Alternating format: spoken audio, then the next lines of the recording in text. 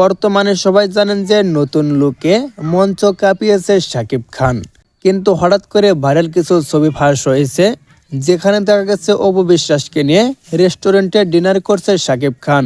কিন্তু ওটা রাতারাতি অনেক তোলপাড় সৃষ্টি হয়েছে, কিন্তু ওটা সত্যি নাকি মিথ্যা এটা এখন পর্যন্ত জানা যায়নি। হ্যাঁ দর্শক, আজকে আমি বলবো যে তাহলে কি সত্যি সত্যি শাকিব খান অপু বিশ্বাসকে নিয়ে রেস্টুরেন্টে ডিনার করছে।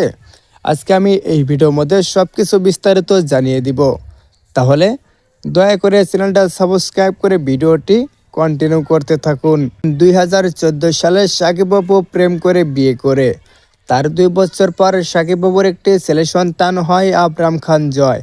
তারপরে কলে সাকিব অপু যে প্রেম করেছে এবং বিয়ে করেছে এটা একদম সরাসরি প্রকাশ হয়ে যায়।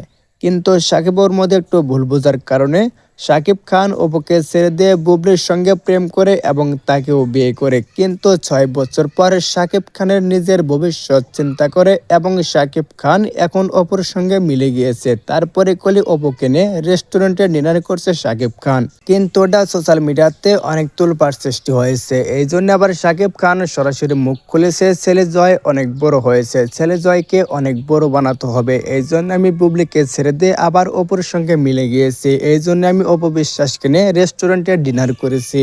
হ্যাঁ দর্শক, সবাই তো দেখতে পারছেন সাকিব খান অপুর সঙ্গে মিলে গিয়ে অপুকে নিয়ে রেস্টুরেন্টে ডিনার করছে। তাহলে এটা কতটা সত্যি এবং কতটা মিথ্যা এটা অবশ্যই আপনারা কমেন্ট বক্সে জানিয়ে দিবেন।